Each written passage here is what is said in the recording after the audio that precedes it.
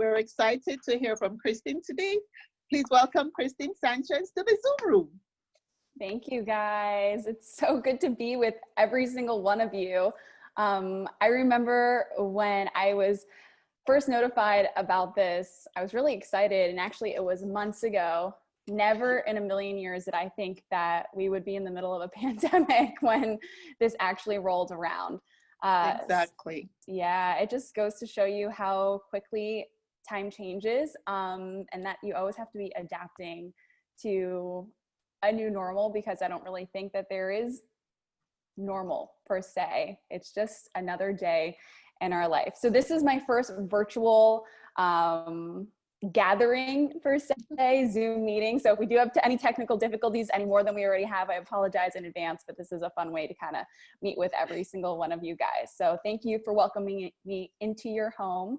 And it's a pleasure to be here, a part of the Professional Women's Alliance Luncheon. So I want to tell you my story on inspiring, educating, empowering, and just kind of give you guys a little information about where I got to where I am, and just being resilient through all of the trouble that comes, and the great days too.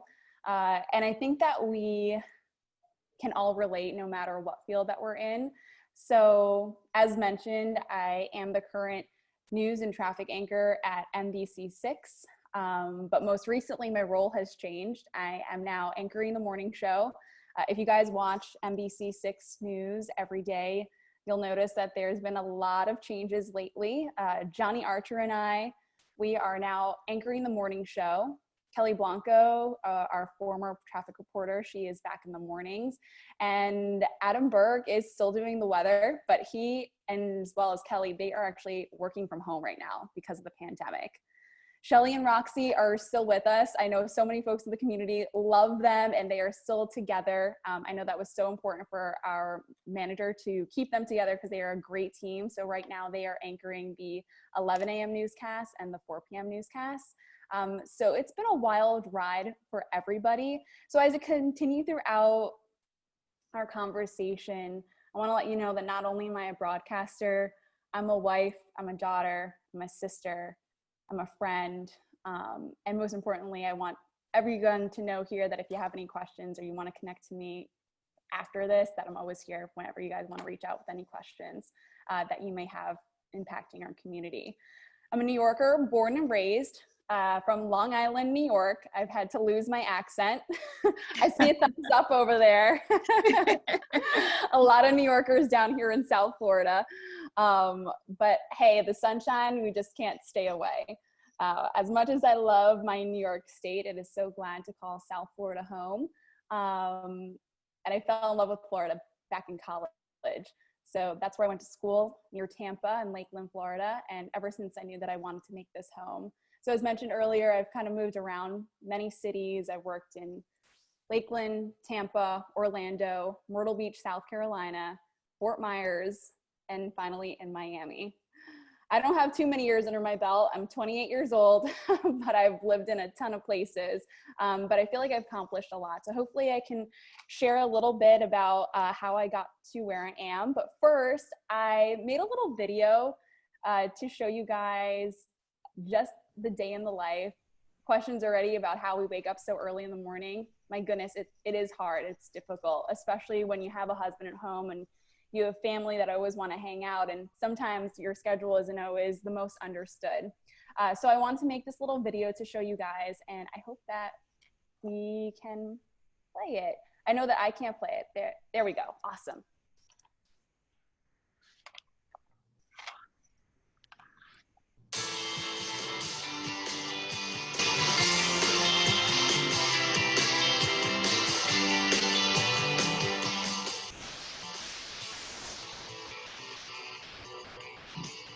All right, time right now is just before 3:30 in the morning. I did my drive into work, and now it's straight to the makeup room.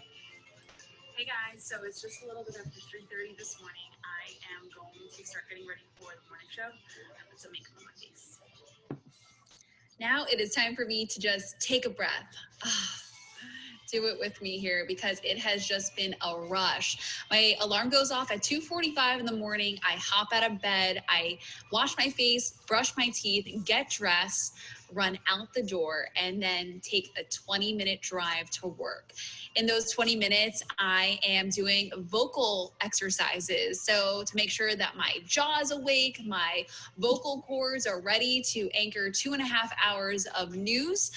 So this is finally a time that I can kind of relax. I really enjoy doing my hair and my makeup. So this is my me time in the morning. But also what you're not seeing here is I have 2 TV screens going at the same time. I am watching our national news out of New York City. It is called Early Today. That begins at 3:30 in the morning. It is a 1-hour show that shows all of the breaking news from overnight, getting me caught up on what I need to know. Within this time, you'll see me appearing over at the clock. That's because every second counts on this morning shift. 5 minutes late on maybe my drive to work or doing my hair or makeup takes away time from something else. And that could be reading scripts, which is one of the most important parts about my job. So being on time, essential. Staying up to date on what's happening, essential. And also looking your best while on air, essential. So it's all about balance here. Finally, I am done getting ready, made it back to my desk, and now it's time to read. This is where I review all of our shows, 4:30, 5 a.m., and our 6 a.m. shows.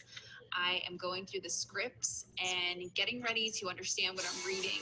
You'll see me here. I'm actually reading the scripts out loud. For me, it's the best way to comprehend what I'm reading and understand it by hearing myself say it. 4:27, we are getting ready for the morning show. We're still doing that? We are still doing it. I'm not playing around this time.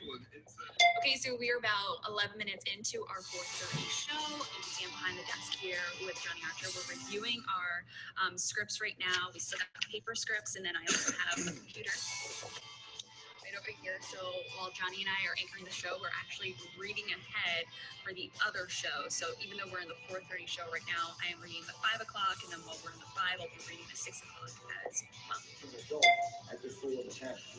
Well, children can now be tested for COVID-19 at the drive-through site at C.B. Smith Park. That's in Pembroke Pines. For now, only kids who have symptoms. Want to take a second to explain all the changes that you're watching here.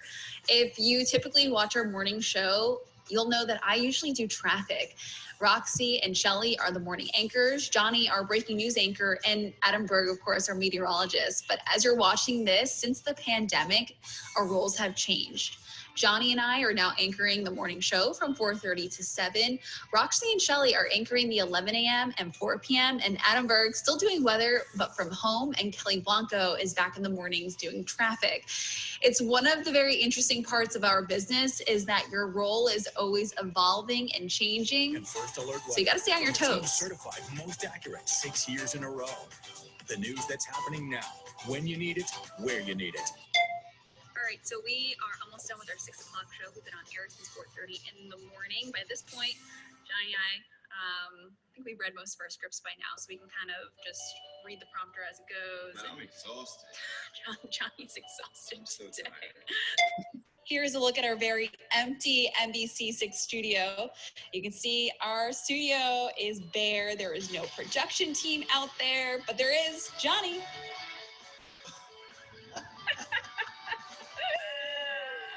Stretch it out. Been up since 2:30 this morning. I know.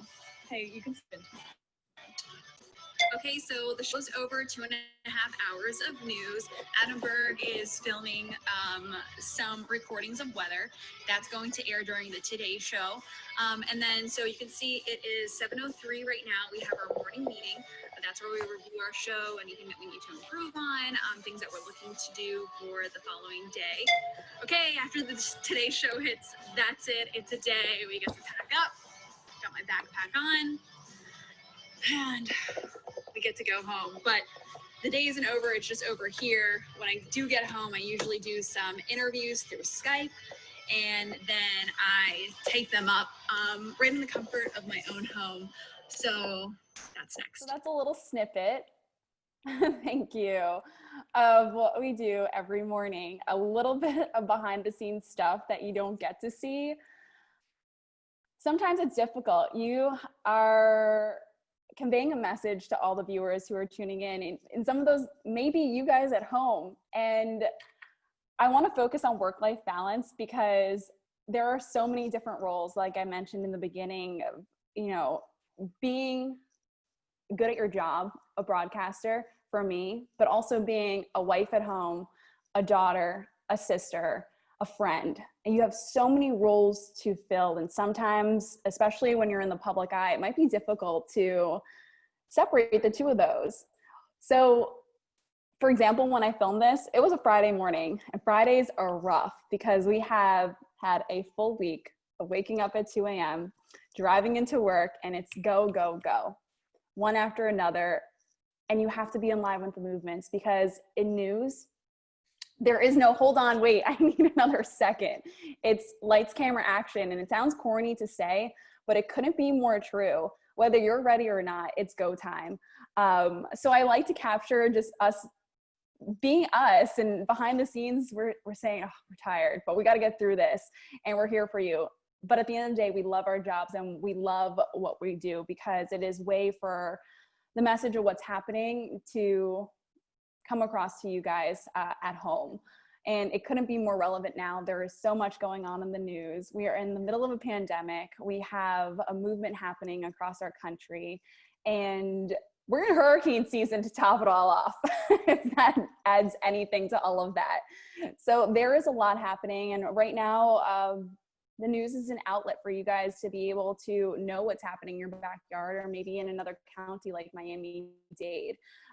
So right now it's so important to just stay relevant, but also to say, be able to convey the facts of what's happening here.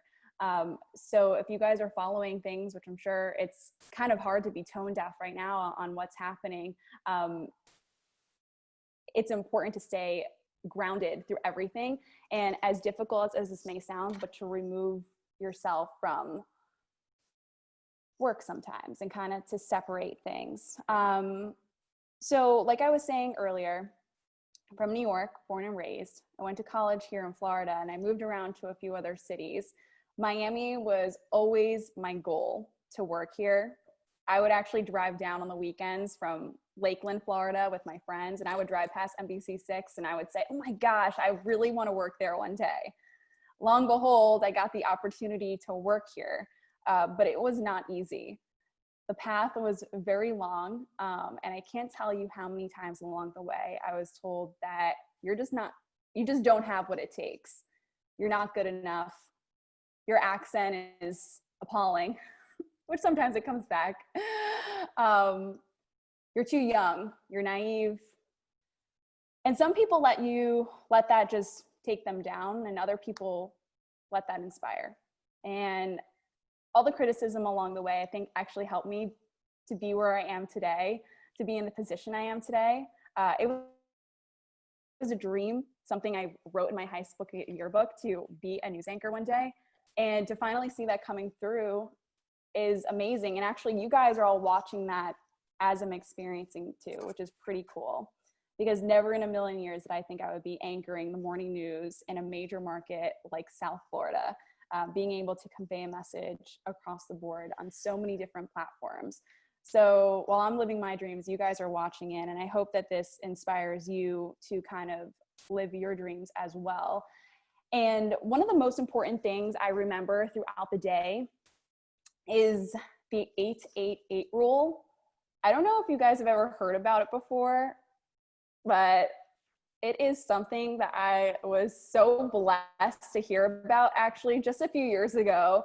I was in my community pool when I lived over in Fort Myers, and I was hanging out with my family, and this stranger walked up to us and they were like, oh, you guys look like you're having so much fun. And he's like, you remind me of when I was younger. This is a stranger, someone I've never met before, but it was the most useful information that I've ever heard in my life.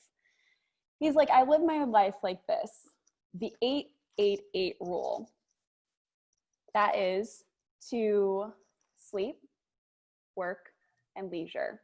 8 hours of work, 8 hours of leisure, and 8 hours of sleep. it sounds easier than done, said than done, but it's something I try to balance every single day, because the work bucket, that pays for your two other buckets, right? If you work too much, you can't get enough sleep, and then you don't have any time for the fun, right? The play, the leisure. So you kind of try to have to balance everything. But the work bucket is the most important, because not only does it pay for the other two buckets, but you're also adding value into the world with your work, right? We do what we do because we love it, hopefully anyway, right? That's the plan. So it's easy to sometimes get tied up in the work that you do, but if you balance it out, then it kind of all makes things more worth your while. So with my sleeping schedule, waking up at 2 a.m, it is very hard to get my 8 hours of sleep. For example, today, it was my early day to leave. So Johnny Archer, he stays for the cut-ins during the Today Show. If you guys watch, we'll do little snippets during our local newscasts throughout the 7 and the 8 o'clock hour. So he stayed today, I'll stay tomorrow until 9. So I got to leave at 7. But for me, that means I'm running and gunning to my bed to catch a nap, to just get a few hours of sleep. And then here I am with you guys, but I'll be up, and this is really my routine. Every time I'm off of work at 7 or even at 9, it varies a few hours, I'll get a couple hours of sleep, and then I need to fit some me time in. And I think that's so important for anybody when you are doing anything. When you have a family, when you have a job, you need to balance yourself out. So pick a few hours in the day that you can just go and do whatever it is that you love. For me, that's working out. If I don't work out, I feel like I didn't have a great day. Also, another thing that I always need to check off my list is making my bed, because even when I wake up in the morning, if I don't do anything that day, if I just move from my bed to my sofa, at least I did one thing to kind of make myself feel good. So that's something that my dad taught me, is at least you made your bed for today. You can check that off the list. And I just think that making a list with goals and having a plan and challenging yourself are just a part of making yourself feel good about every single day. It can't be an accomplishing day every day, but you can get little things done. And then with the play, make sure to enjoy your family, enjoy your husband, enjoy your significant other, enjoy your family, or your extended family if they live close to you. Because if anything, I think a lot of us realize in this pandemic, family is so important. We've been stripped from a lot of things during this time off, and you know, going to the salon was something that you like to do, or going to events like the one that we would have had today, not really possible in the way that they were before. And now it's the little things like picking up the phone and saying hello to your aunt or to your sister or your brother, and just kind of connecting with people in new ways. So I think it's so important now to kind of recondition, challenge ourselves in new ways that we haven't before. So I hope to challenge you guys to try the 8-8-8 rule. It's really helped me balance myself, and every day I can't always do it, but on the days that I can, it feels really good. So make sure to get that sleep. It's good for you. Make sure to enjoy your life that you work so hard for, and enjoy the work that you do every single day. And with that, I want to open up the floor to any questions that you may have. I hope that you were able to indulge all of that. I know it was a lot of information to get over Zoom. Does anyone have questions? Hi, this Well, is I Ruth. just wanted to This Go is ahead. Ruth Carter Lynch. I have one. When did you know that this was going to be your chosen profession? That's a really great question. I had an idea that I wanted to do this when I was in high school. I always loved writing. I was in AP writing. I loved writing essay assignments and poems, and I would just get inspired reading books and then trying to read and write my own message in my own way. And then I discovered a love for being on camera as well. So it just felt right, but it wasn't until college when I finally got an internship and I was able to be in front of the camera that I realized that this is for me, and I was gonna do anything to make sure that it happened. Any job that I could get my hands on, I wanted to do it. Actually, really funny story. In the beginning of this, we mentioned that I worked at NBC's Golf Channel. I don't know if you guys ever watch golf, but their headquarters is actually right in Orlando, Florida. And I wanted to work there so bad. I saw that there was a job opening for this odd position of airing one of their golf shows in Japan. I had no idea how to speak Japanese, but I told my boss that I could do it, and I got hired for the job. And it just kind of goes to show you that I think saying no is a word that should never come out of your mouth. The word is yes, yes, yes, and you try, and hopefully you don't fail. So that's how I kind of got started here. Well, thank you. I asked that question because your whole face lights up when you're talking about it. Oh, thank you. It feels good to do what I love every day. I will say that. Well, that was one example of fake it till you make it, I guess. But what steps did you take for accent mitigation? So not that my New York accent is that strong in my mind, but those are steps that many people are taking in the country for various reasons. So did you do any particular program, or is that something you just worked on yourself? Great question.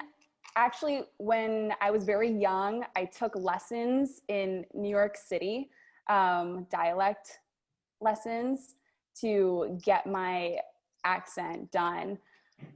What I didn't mention is being in New York City, I think everyone tries to be in the limelight. So I was pursuing acting when I was really young, probably around the age of 12 and 13. And so many casting directors told me that my accent wouldn't get me anywhere. So I went ahead and I took a dialect class, but it's not something that you can really learn in a few lessons in a couple months. It's something that needs to be worked at every single day. And I'm very conscious of it, actually, even to this day, where I see myself and my jaw slip up a little bit, I'll correct myself because I notice it. So it's something that needs to be practiced for years. So I want to say I've been working on it for almost 15 years now, since I was really young. And to this day, it still comes out every now and then. So it's a work in progress. All right, thanks, Kristin. I think Sandy Welch had her hands up. Sandy? Hi, Kristin, and thank you so much. Great talk. So you mentioned earlier that you were available for impact outreach. So how available are you, given the situation now? I mean, you're speaking to many of us women in our age groups. What about the young women? Are you available to speak to the young women that really need some good guidance right now? Absolutely, always. I love getting emails from young viewers. So I'm available on all platforms. I try to stay really active on social media. So if they want to reach out through an email, Instagram, Facebook, or even Twitter, I am always answering questions. And I think that's the beauty of being so connected with our phones, is I'm always there, and it doesn't take much time at all to answer a few questions and even hop on the phone with somebody. I love that. Even before we were in this pandemic, we would be able to bring folks into the studio so they could kind of see things around. So hopefully that's something that we can get back to eventually. But yes, if anyone has any questions, young or old, any range, I'm always available on the phone or even through a text. Thank you. And thanks for sharing the 888 room. Yeah, I hope you guys use it. Kristin, can you share one example of one of the adversity that you had to overcome? You spoke about it not being easy and being told you weren't good enough. Can you give us an example and how you were able to fight through that, and what that was and how you came back from that? Yeah, I can definitely talk about that. My goodness, there were so many adversities, so many difficulties, misfortunes. One of my first jobs right out of college. So I graduated college in 3 years. I went to a 4-year college, but I was able to get it done. I took 18 credits every semester, and I ended up doing summer classes as well. So I finished up my stuff in 3 years. So I was really young when I graduated. I was 21. I got my first job in Orlando. Not only was I working at Golf Channel, like we mentioned, but at the same time, I was working at the ABC affiliate in Orlando, WFTV. And I remember my producer telling me, I just started out as a writer at that point. She was like, "You're horrible at writing, and you're lucky to have gotten a job here." Flat out like that. And I wanted to just cry. But instead I said, you know what? I'm going to work really hard to let you know that I deserve to be here in this job. And what I did is I watched national newscasts, and I didn't let her negativity become my negativity. I let her words inspire me, and to really drive me. And that's just one example. Another example is when I got my first on-air job as a reporter in Myrtle Beach. I was only hired to be a weekend morning reporter. They felt that I was only good enough to be on air for 2 days a week, and I would beg them. I said, I can do this full time. And they said, you just don't have what it takes right now. You don't have what it takes. And I actually got let go of that job. They said, you're not for us. I worked there for 10 months. And I almost got out of the business at that point. I said, you know what, Mom and Dad, I'm coming home. I'm going back to New York. I can't do this. And then something inside of me said, no, this is my dream. It's my passion. And I got hired in Fort Myers. So I think that every chapter in my life, every city had its difficulties, its adversities, and people just saying that you can't. And my biggest one actually is at my last job in Fort Myers, I wanted to anchor so bad, and my news director at the time just would not let me on air. He said, nope, you're just doing traffic and reporting. And finally, I worked to getting here in Miami, and my news director here, Migdalia, is my saving grace. She believes in me. So I think it's just about finding your path and staying driven and motivated. And one day you'll find other people too who believe in you. And sometimes that's all that it takes to really get to your end goal. Perfect. Thank you. Thank you so much. So we really are inspired by what you've said. And I think a lot of us do that. So Cindy? Oh, Donna, Judy Hedge is raising her hand. Okay. Go ahead, Judy. Hey, thank you, Zen. Kristin, how do you manage to keep your own emotions in check when you're presenting very emotional news? Good question, and so timely right now. It is difficult. Gosh, and it's so difficult too because I am such an emotional person. It's really hard, and I think that sometimes I just need to take a deep breath when I'm on air, but there are moments that you just can't keep back your emotions, and I hope that that's a reason that I can connect with you guys at home even more, and especially during these times too.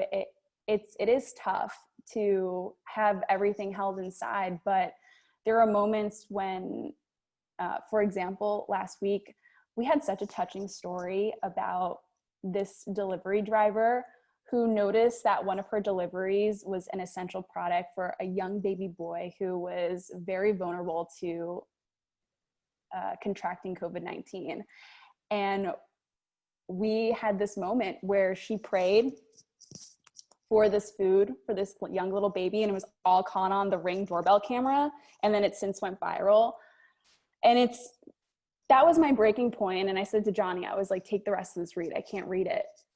Because you feel those emotions. And either whether it's a good story or maybe it's a really sad story, like a murder or a killing or anything that's happening in the news right now, or that very sad story where that young boy with autism was murdered by his own mother. It's those times that I hope that you can hear in my voice when I'm reading those stories that I feel the same thing that you guys are feeling too. or even with George Floyd, that we understand what's happening and we understand what's going on. And I don't want to feel numb to it. So I hope that we let our feelings in that way come across sometimes, but that our views on them things, that stays with us, because we're just here to convey the message, but also to let you know that we're real people at the same time. Thank you. I applaud you for that. I don't know how you do it. I could cry listening to you now. Thank you. Does anyone else have any questions for Kristin or anything to share? I do. Go ahead. Hi. Kristin, I want to ask you, did you have to be a very good golfer in order to get the job at the Golf Channel? No, not at all. I knew nothing about golf at all.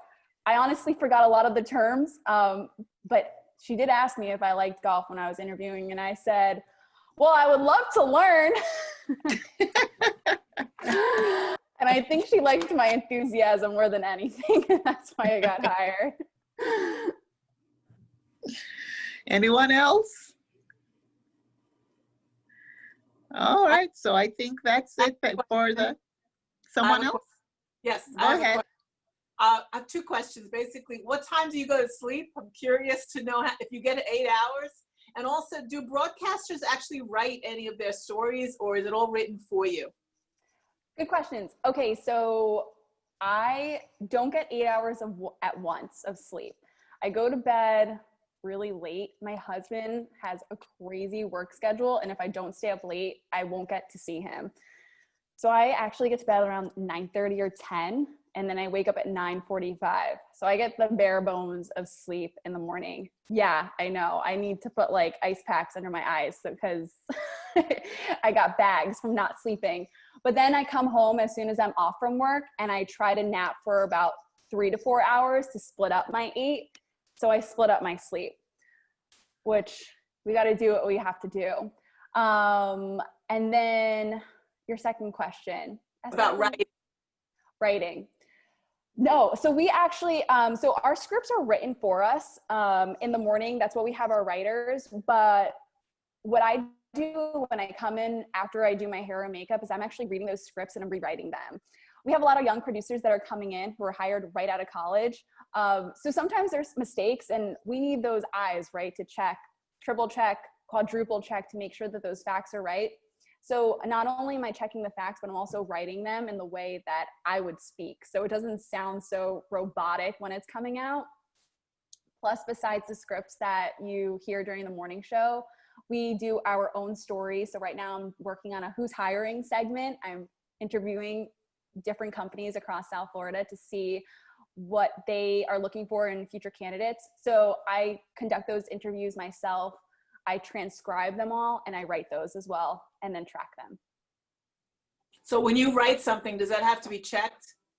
Yeah, so I actually, it's a whole method. So then I have my superiors that look over my writing, and then finally it's able to go on air. Thank you. Yeah. Anyone else? Yes? No? Kristin, thank you so much. We really appreciate it. We'll be sending you your virtual certificate of thank you for speaking to us today. I'm sure we'll get that over to you. Cindy, anything you want to add?